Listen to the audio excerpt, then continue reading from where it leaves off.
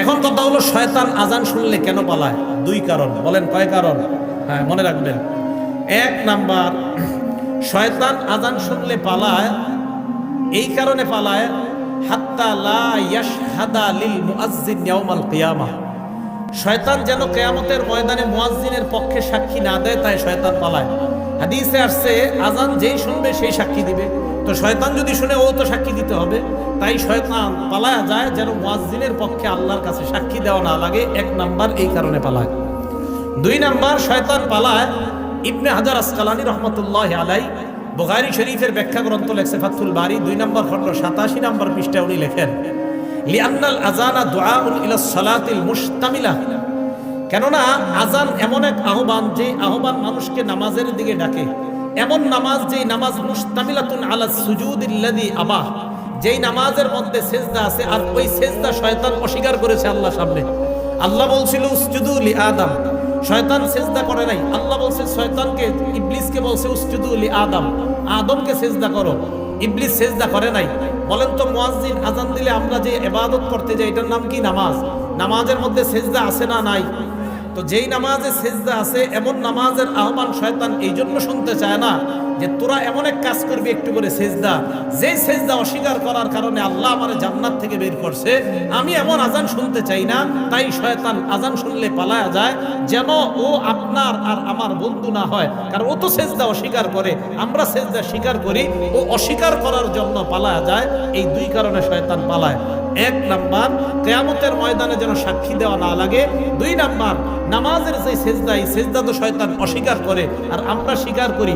শয়তান পালায় এই কারণে, মুয়াজ্জিন তুমি যে নামাজের দিকে ডাকতেছো, আমি তো এই নামাজ স্বীকারই করি না, তাই আমি শুনতেও চাই না, তাই শয়তান পালায়। মনে থাকবে শয়তান কেন পালায়? আল্লাহ আমাদেরকে মনে রাখার তৌফিক দান করে। 5 নাম্বারটা মন দিয়ে শুনেন। মুয়াজ্জিন সাহেবের আজান যতটুকু পরিমাণ যায়, মুয়াজ্জিনের আজান যতটুকু পরিমাণ যায়, জিন ইনসান ওয়ালা কুল্লু শাইইন, যত জিনিস শুনে সবাই মুয়াজ্জিনের পক্ষে কিয়ামতের ময়দানে সাক্ষী দিবে। বুখারী শরীফের 609 নম্বর হাদিস। এই হাদিসের মধ্যে আবু সাঈদ খুদরি রাদিয়াল্লাহু তাআলা এক ব্যক্তিকে ডাক দিয়ে বললেন, ইন্নী আরাকা তুহিব্বুল গনাম ওয়াল বাদিয়া, আমি দেখতেছি তুমি বন জঙ্গল এবং রাখালগিরি করা অনেক পছন্দ করো। এই কথা শোনার পর ওই ব্যক্তি বললেন, হ্যাঁ, রাখালগিরি করা এটা আমার অনেক পছন্দ, বন জঙ্গল আমার অনেক পছন্দ। আবু সাঈদ খুদরি বললেন, ফাইদা কুনতা ফি গনামিকা আও বাদিয়াত, তুমি যখন রাখালগিরি করবা অথবা বন জঙ্গলের মধ্যে থাকবা, নামাজের জন্য যখন আজান দাও, ফারফা সাওতাক, তোমার আজানের আওয়াজটা উঁচু করবা। ওই ব্যক্তি বলেন, আজানের আওয়াজ উঁচু করব কেন? আবু সাঈদ খুদরি বলেন, ফাইন্নাহু লা ইয়াসমাউ মাদা সাওতিল মুআজ্জিনি জিন্নুন ওয়ালা ইনসুন ওয়ালা শাইউন ইল্লা শাহিদা লাহু ইয়াউমাল কিয়ামাহ। কেননা মুয়াজ্জিনের আজানের আওয়াজ জিন ইনসান এবং যারাই শুনতে পায়, কিয়ামতের ময়দানে আল্লাহর কাছে মুয়াজ্জিনের পক্ষে সাক্ষী হয়ে যায়।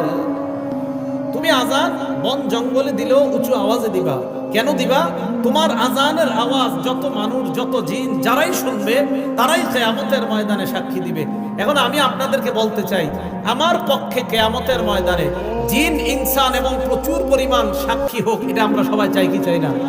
এই জন্য মসজিদে আজান দিবেন। আজানের আওয়াজ যত দূরে যাবে, যারা আপনার আজানের আওয়াজ শুনবে, কিয়ামতের ময়দানে আল্লাহর কাছে বলবে, আল্লাহ, এই ব্যক্তির আজানের আওয়াজ আমরা শুনছি, আমরা তার মাগফিরাতের পক্ষে আপনার কাছে সাক্ষী।